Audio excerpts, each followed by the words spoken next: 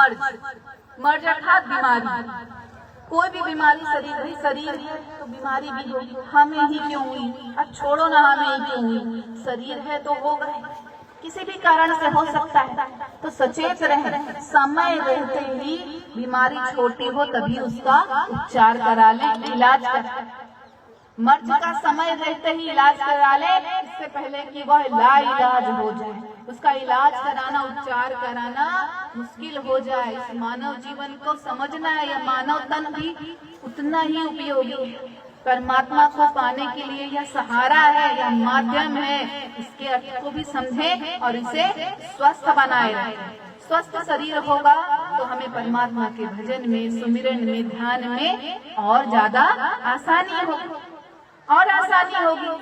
तो अपने इस जीवन के अर्थ को समझें, इस तन के मतलब को समझें, अर्थ को समझें। और बीमारी अगर हुई है तो समय रहते ही उसका इलाज करें। दूसरे के ऊपर आश्रित रहने की जरूरत नहीं है। हाँ, मनुष्य यही करता है, खासकर महिलाएं तो बहुत करती हैं। अपनी समस्याओं को अनदेखा करती हैं। अरे होगा, ठीक हो जाएगा, ठीक हो जाएगा, ठीक हो जाएगा। अगर वही बीमारी किसी परिवार के सदस्य को हुई है तो सबसे पहले खड़ी हो जाएंगे उसका इलाज कराने के लिए। पर अगर वही बीमारी, वही परेशानी खुद को हुई है तो नजरअंदाज करेंगे। क्यों? क्या आपका जीवन उतना ही महत्वपूर्ण नहीं है? आप भी उस परमात्मा के उतने ही अंश हैं और आप भी जानते हैं कि हमें अपने जीवन को सफल करना है। तो इसके यह माध्यम है तन, इसके महत्व को समझें और बीमारी का समय से इलाज कराएं। दूसरे को मत देखें, उसका मुंह मत ताके कि वो आए पूछे, अरे बहू आएगी पूछेगी, बेटी आएगी पूछेगी, बेटी नहीं, किसी के ऊपर नहीं। खुद की सहायता पहले स्वयं करें। जो खुद की सहायता करता है परमात्मा भी पहले उसी की सहायता करता है। तो अपनी जरूरतों को, आवश्यकताओं को समझें और समय रहते ही अपना उपचार कराएं। मर्ज। तीसरा है फर्ज। इस संसार में आए हैं तो इस संसार से भागने की बात हमें हमारा कबीर पंथ नहीं सिखाता। इस संसार में रहकर ही जागने की बात कबीर पंथ कहता है। हमारा कबीर पंथ हमें सिखाता है कि संसार से भाग कर जाओगे कहाँ? घर परिवार को छोड़ दोगे तो जो जंगल में, पहाड़ों में, नदियों के किनारे जाके बसते हैं, क्या वह इस संसार का हिस्सा नहीं है? वह भी इस संसार का ही हिस्सा है। तो इस संसार में रहकर जागना है। अपने दायित्वों को घर के प्रति, परिवार के प्रति, समाज के प्रति, स्वयं के प्रति जो फर्ज है, जो जिम्मेदारियां हैं, उसे पूर्ण करिए और इस आत्मा की सुरती उस परमात्मा से लगाए रहिए। देखिए, कहते हैं ना कि सांसारिक काम और भक्त का जीवन अलग अलग एक साथ कैसे हो, नहीं हो पाता है। दोनों अलग अलग बातें होती, कोई अलग अलग बात नहीं होती। एक जो भक्त होता है उसके भीतर सदैव उसके सद्गुरु बोलते हैं, सद्गुरु कहते हैं, सद्गुरु दिखते हैं। तो सद्गुरु अपने भक्त को कभी कोई गलत राह नहीं दिखाएंगे। बस कोई भी बात आए, कोई भी समस्या आए, कोई भी परेशानी आए, कोई भी कठिनाई आए, कोई भी कार्य करना है तो आंख बंद कर अपने सद्गुरु का सुमिरन करना है। आप राह दिखाइए और वो जो राह दिखाएंगे वो कभी गलत नहीं होगी। तो बस हर कार्य जो भी है वो बस सद्गुरु के कहे अनुसार करना है। ये सोचो कि मेरा साहिब सब देख रहा है, हर समय देख रहा है। वो मुझे रास्ता दिखाएंगे, वो मुझे समझाएंगे कि मुझे क्या करना है और वो कभी गलत रास्ता नहीं दिखाएंगे।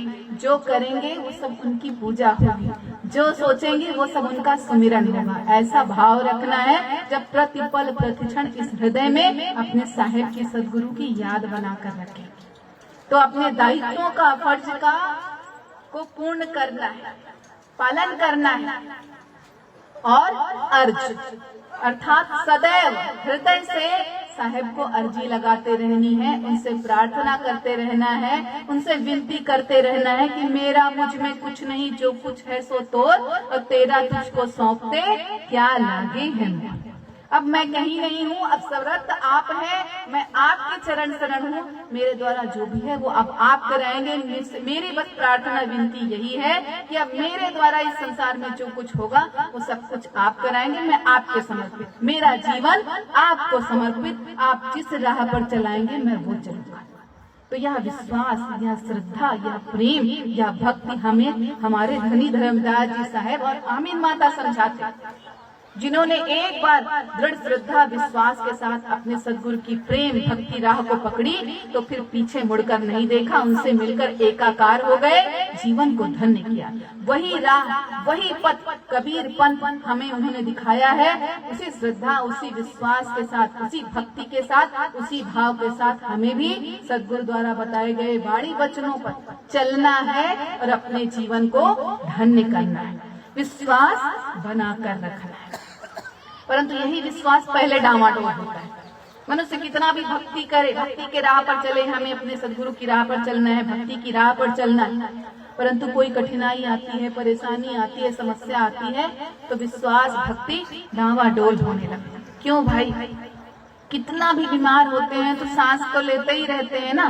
तो जैसे इस शरीर के लिए श्वास लेना जरूरी है, वैसे ही इस आत्मा के लिए परमात्मा से मिलना जरूरी है। तो उस राह पर रोड़े ना अटकाएं, विश्वास बनाए रखें, अपने चित्त में अपने सद्गुरु की याद, उनसे प्रेम, उनसे भक्ति बनाए रखें।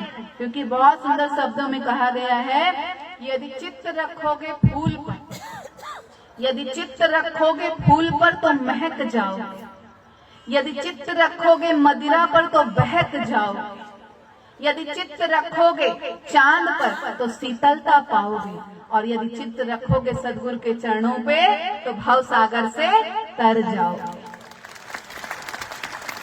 तो अपना चित्त अपने सद्गुरु की याद हृदय में बसा कर रखनी है और उनके द्वारा बताए गए सत्य नाम का प्रतिपल प्रति श्वास में सुमिरन करना है और ज्ञान के मार्ग पर, भक्ति के मार्ग पर, सद्गुरु द्वारा दिखाए गए मार्ग पर चलना है दृढ़ श्रद्धा विश्वास के साथ और अपने जीवन को धन्य करना है। भरोसा रख तू साहेब पर। देखिए, भरोसा बहुत बड़ी चीज है, भरोसा रखना है, भरोसा रखकर सद्गुरु द्वारा बताए गए सत्य नाम का सुमिरन करना है और भक्ति पथ पर चलते हुए अपने जीवन को धन्य करना है। भरोसा रख साहेब पर, कभी धोखा नहीं होगा, ये जीवन बीत जाएगा, कभी रोना नहीं होगा, कभी रोना नहीं। तो आप सबने मेरी बातें बहुत प्रेम पूर्वक सुनी, मैं इसके लिए आप सबकी बहुत बहुत आभारी हूँ। कल आप सभी बांधवगढ़ दर्शन यात्रा करें, अपने जीवन को धन्य बनाएं, यही कहकर आप सबसे आज्ञा चाहती हूँ। साहेब बंदगी साहेब।